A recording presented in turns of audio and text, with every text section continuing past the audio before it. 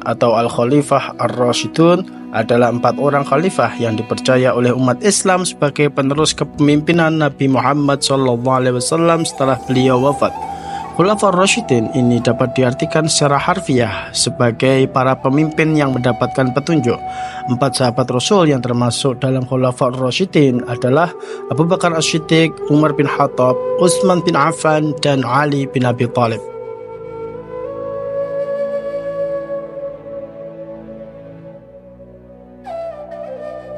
Pemerintahan Abu Bakar As-Siddiq. Ketika Nabi Muhammad SAW wafat, Nabi tidak meninggalkan wasiat tentang siapa yang akan menggantikan beliau sebagai pemimpin politik umat Islam setelah beliau wafat.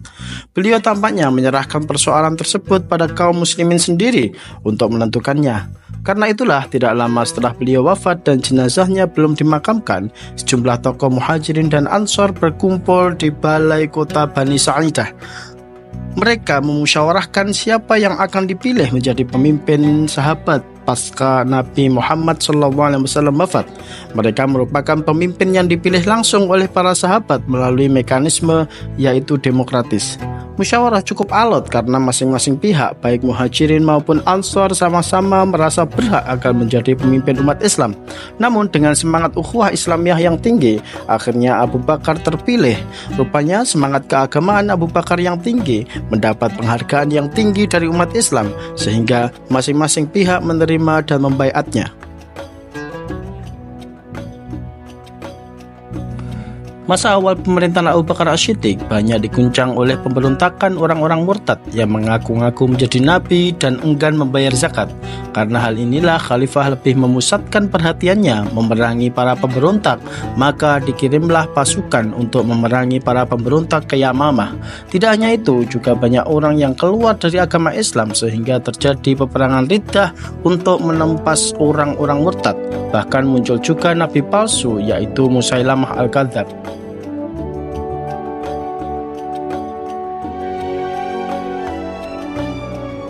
Dalam insiden itu, banyak para hufadzul Quran yang mati syahid. Kemudian karena khawatir hilangnya Al-Quran, Sayyidina Umar mengusulkan pada khalifah untuk membukukan Al-Quran.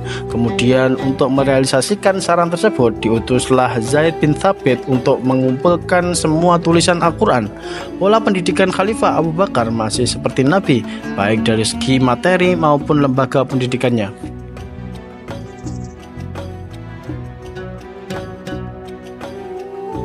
Abu Bakar As-Siddiq menjadi khalifah hanya 2 tahun. Pada tahun 634 Masehi, ia meninggal dunia. Selain menyelesaikan masalah-masalah yang terjadi dalam tubuh umat Islam, Abu Bakar juga mengembangkan wilayah keluar Arab. Dalam kepemimpinannya, Abu Bakar melaksanakan kekuasaannya sebagaimana pada masa Rasulullah SAW, bersifat sentral. Kekuasaan legislatif, eksekutif, dan yudikatif terpusat di tangan khalifah. Meskipun demikian, khalifah juga melaksanakan hukum. Meskipun demikian juga, seperti Nabi Muhammad SAW, Abu Bakar selalu mengajak sahabat-sahabatnya untuk bermusyawarah.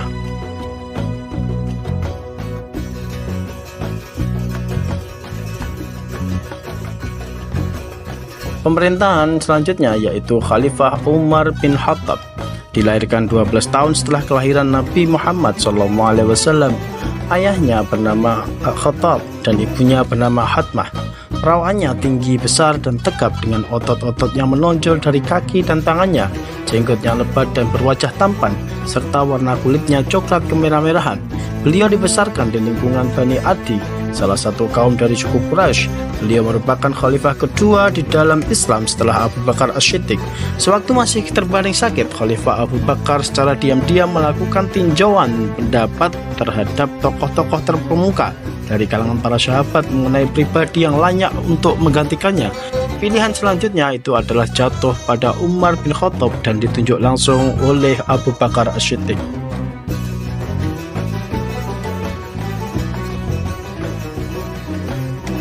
Pada masa Umar bin Khattab, kondisi politik dalam keadaan stabil. Usaha perluasan wilayah Islam memperoleh hasil yang gemilang. Wilayah Islam pada masa Umar bin Khattab meliputi semenanjung Arabia, Palestina, Syria, Irak, Persia, dan Mesir. Pada hari Rabu bulan Dzulhijjah tahun 23 Hijriah, Umar bin Khattab wafat. beliau ditikam ketika sedang melakukan sholat subuh oleh seorang majusi yang bernama Abu Lu'lu'ah, budak milik Al-Mughirah bin Syu'bah. Diduga ia mendapat perintah dari kalangan majusi. Umar bin Khattab dimakamkan di samping Nabi Muhammad SAW dan Abu Bakar As-Siddiq. Beliau wafat dalam usia 63 tahun.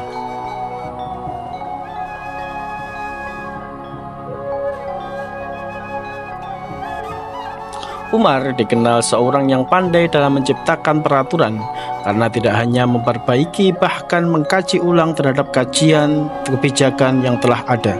Khalifah Umar bin Khattab juga telah menerapkan prinsip demokratis dalam kekuasaan, yaitu dengan menjamin hak yang sama bagi setiap warga negara. Khalifah Umar terkenal seorang yang sederhana, bahkan ia membiarkan tanah dari negeri jajahan untuk dikelola oleh pemiliknya, bahkan melarang kaum muslimin memilikinya. Sedangkan para prajurit menerima tunjangan dari Baitul Mal, yaitu dihasilkan dari pajak.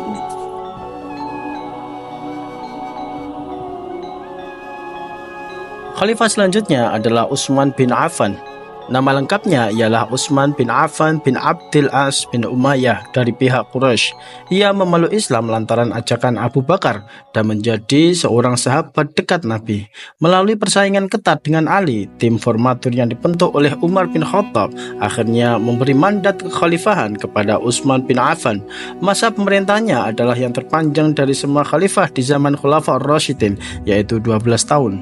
Tetapi sejarah mencatat tidak seluruh masa kekuasaannya menjadi saat yang baik dan sukses bagi beliau. Para pencatat sejarah membagi masa pemerintahan Utsman bin Affan menjadi 2 periode. 6 tahun pertama merupakan masa pemerintahan yang baik dan sejahtera, dan 6 tahun terakhir adalah merupakan masa pemerintahan yang buruk dan banyak pemberontakan.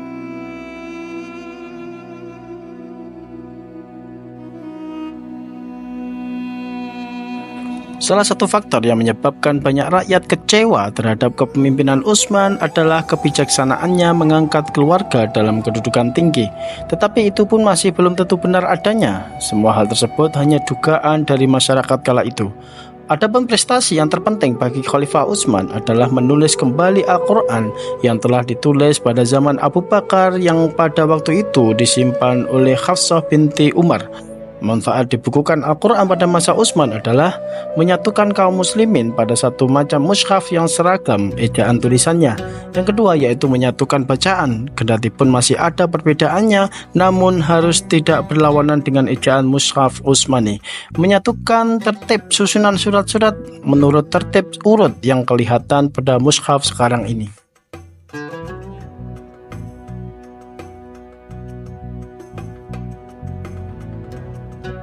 Situasi politik pada akhir pemerintahan Utsman semakin mencekam dan timbul pemberontakan-pemberontakan yang melibatkan terbunuhnya Utsman. Utsman akhirnya wafat sebagai syahid pada hari Jumat tanggal 17 Dzulhijjah 35 Hijriah atau 655 Masehi, ketika para pemberontak berhasil memasuki rumahnya dan membunuh Utsman saat membaca Al-Quran. Persis seperti yang disampaikan Rasulullah perihal kematian Utsman yang syahid, nantinya beliau dimakamkan di perkuburan Baqi di Madinah.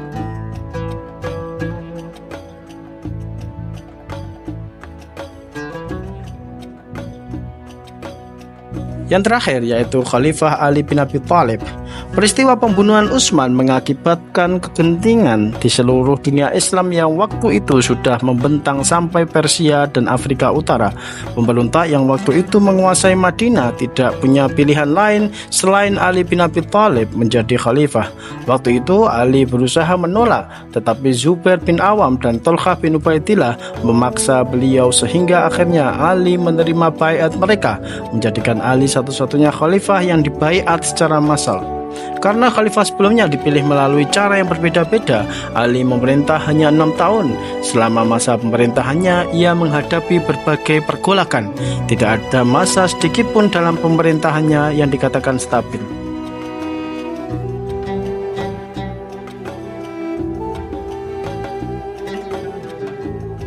Persoalan pertama yang dihadapi Ali adalah pemberontakan yang dilakukan oleh Thalhah bin Zubair dan Aisyah. Alasan mereka Ali tidak mau menghukum para pembunuh Utsman dan mereka menuntut bela terhadap darah Utsman yang telah ditumpahkan secara zalim. Bersamaan dengan itu, kebijakan-kebijakan Ali juga mengakibatkan timbulnya perlawanan dari gubernur Damaskus, Muawiyah, yang didukung oleh sejumlah bekas pejabat tinggi yang merasa kehilangan kedudukan dan kejayaan.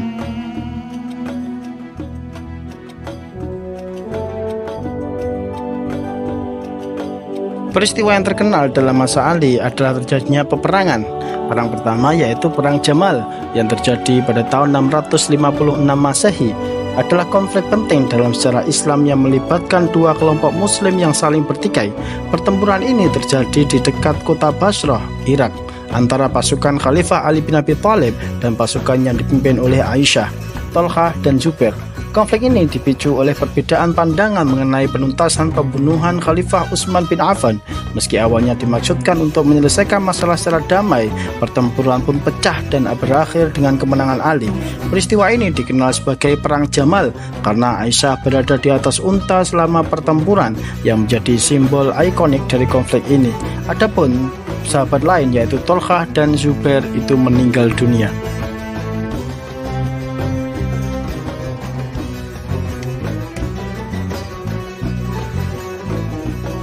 Perang selanjutnya antara kubu Ali dan kubu Muawiyah. Perang tersebut terjadi di daerah bernama Siffin, sehingga perang ini disebut sebagai Perang Siffin. Pada saat Muawiyah dan tentaranya terdesak, Amr bin As sebagai penasehat Muawiyah yang dikenal cerdik dan pandai berunding meminta agar Muawiyah memerintahkan pasukannya mengangkat mushaf Al-Quran di ujung tombak sebagai isyarat berdamai dengan cara tahkim atau arbitrase. Dengan demikian, Muawiyah terhindar dari kekalahan total. Setelah terjadinya peristiwa tersebut, kelompok Ali pecah menjadi dua bagian dan kelompok yang keluar dari kelompok Ali dinamai sebagai kelompok Khawarij, adapun kelompok yang masih mengikuti Ali disebut sebagai Syiah.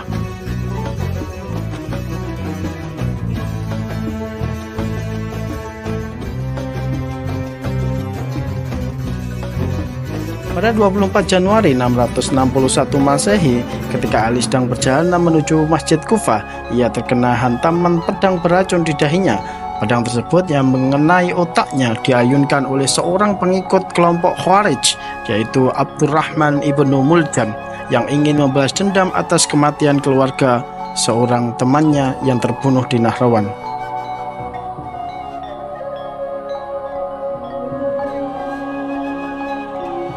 Demikianlah cerita singkat sejarah Khulafaur Rasyidin, para pemimpin mulia yang melanjutkan perjuangan Rasulullah SAW dalam membangun dan menyebarkan ajaran Islam.